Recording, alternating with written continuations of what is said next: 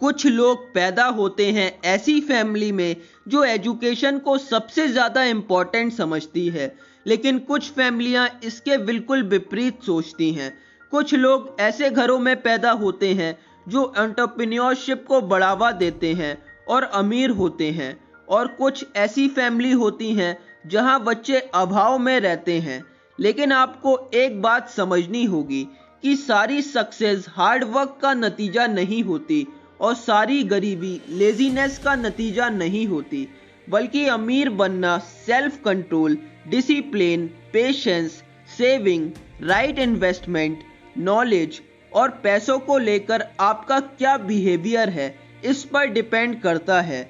लोग अपने पैसे का इस्तेमाल करते हैं दिखावा करने के लिए, जैसे बड़ी कार, अच्छे कपड़े, बड़ा घर, लेकिन वॉरेन बफे जैसे इन्वेस्टर इतने अमीर होने के बाद भी 50 साल पुराने घर में रहते हैं, 50 साल पुरानी कार चलाते हैं, क्योंकि वे जानते हैं कि अमीर होने का मतलब यह नहीं है कि आपके पास बहुत सारी लग्जरी हो जिसे आप लोगों को दिखा सकें, बल्कि अमीर होने का मतलब है अपने टाइम पर पूरा कंट्रोल होना, आपके पास पूरी तरह से टाइम फ्रीडम होना, ताकि आप वह सब कर सको जो आप करना चाहते हो।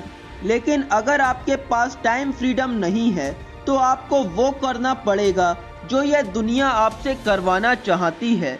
जो लोग बड़े बड़े बंगलों में रहते हैं और बड़ी बड़ी कारें चलाते हैं, आपको यह भ्रम हो सकता है कि वह अमीर हैं, लेकिन वह सचमुच अमीर नहीं होते।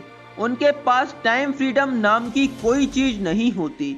उन्हें अपने लाइफ स्टाइल को मेंटेन करने के लिए बहुत प्रेशर झेलना पड़ता है, इसलिए वे अपनी जॉब भी नहीं छोड़ सकते। उनके टाइम की डोर उनके बॉस के हाथों में होती है। अपने पैसे को इन्वेस्ट करना सीखो ताकि आप फ्यूचर में अपने लिए टाइम खरीद सको। 1930 से पहले 40% से ज़्यादा अमेरिकन लोगों को 65 वर्ष से ज़्यादा उम्र तक काम करना पड़ता था, लेकिन आज यह आंकड़ा 20% से भी कम हो गया है। आज अमेरिका में ज़्यादातर लोग 40 साल की उम्र तक फाइनेंशियल फ्रीडम अचीव कर लेते हैं, मतलब उनके पास टाइम फ्रीडम भी आ जाती है।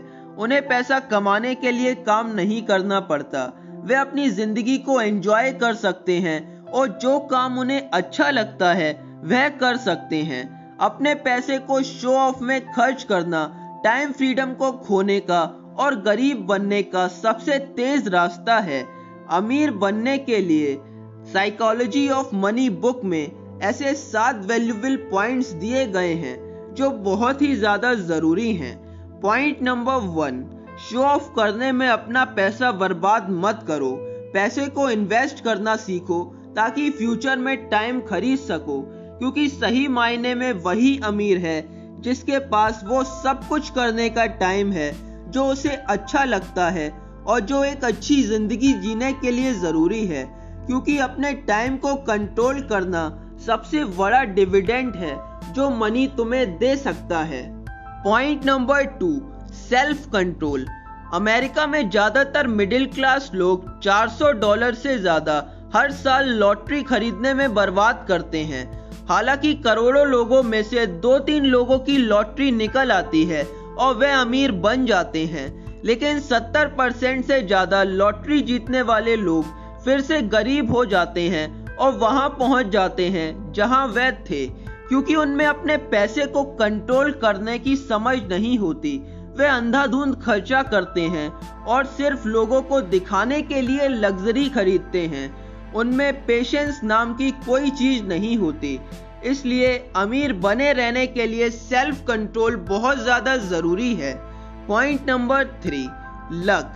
हालांकि लॉटरी से अमीर बनने वाले 70% लोग बहुत जल्द ही अपनी वेल्थ खो देते हैं, लेकिन लक को पूरी तरह से अंडर एस्टिमेट नहीं करना चाहिए, क्योंकि 30% लोग ऐसे हैं जो लॉटरी जीतने के बाद भी अमीर बने रहते हैं।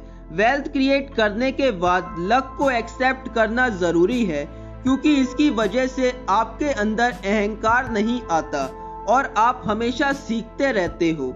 लेकिन वेल्थ क्रिएट करने से पहले आपको लक से ज्यादा अपनी मेहनत पर भरोसा करना चाहिए, क्योंकि अगर आपने लक पर भरोसा किया तो मेहनत करना छोड़ दोगे, और लक भी उन्हीं का साथ देता है जो कर्म करते हैं।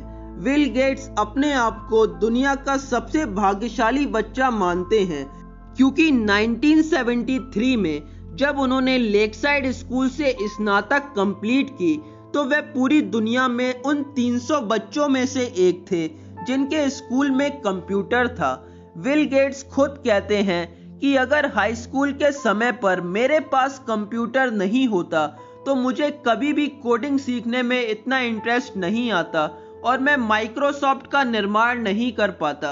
वहीं दूसरी तरफ उनके दोस्त केंट इवांस, जो कंप्यूटर में उन्हीं की तरह पैशन रखते थे, और बिल गेट्स को पूरा यकीन था कि केंट इवांस आगे चलकर कुछ बहुत बड़ा करने वाले हैं, वे बहुत अनलकी रहे, क्योंकि वॉशिंगटन में वे माउंटेनिंग करते दौरान 17 साल की उम्र में एक दुर्घटना में मारे गए।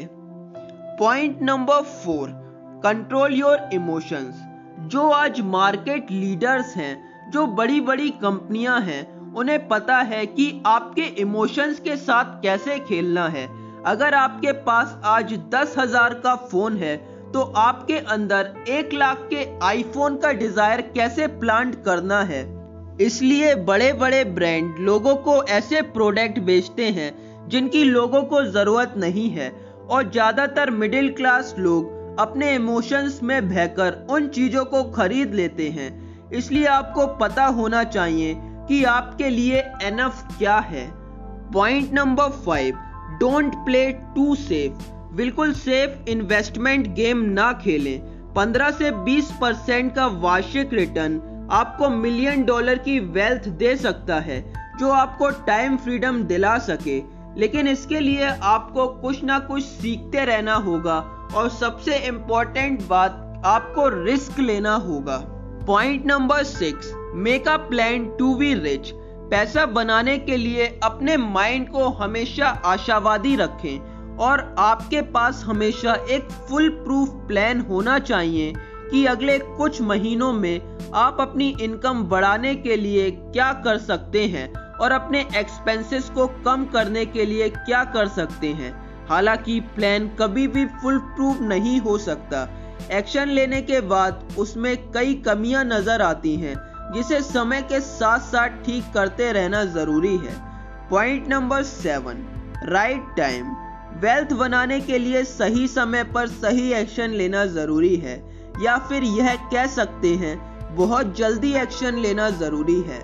आज वॉरेन बफे पर 2000 से ज्यादा बुक्स लिखी जा चुकी हैं जो वॉरेन बफे की इन्वेस्टिंग स्ट्रेटेजी को बताती हैं, लेकिन वॉरेन बफे आज दुनिया के सबसे अमीर इंसानों में से एक अपनी इन्वेस्टिंग स्ट्रेटेजी की वजह से नहीं है, बल्कि इसलिए हैं क्योंकि उन्होंने शेयर मार्केट में इन्वेस्ट करना 10 साल की उम्र से शुरू कर दिया था, और 17 साल की उम्र तक वे 10 से ज्यादा अलग अलग बिजनेस कर चुके थे।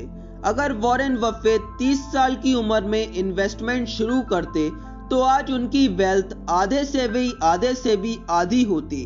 तो जितनी जल्दी इन्वेस्टमेंट और नई नई चीजों को ट्राई करना शुरू कर दिया जाए, वेल्थ बनाने में आपको आगे चलकर उतनी ही आसानी होती है।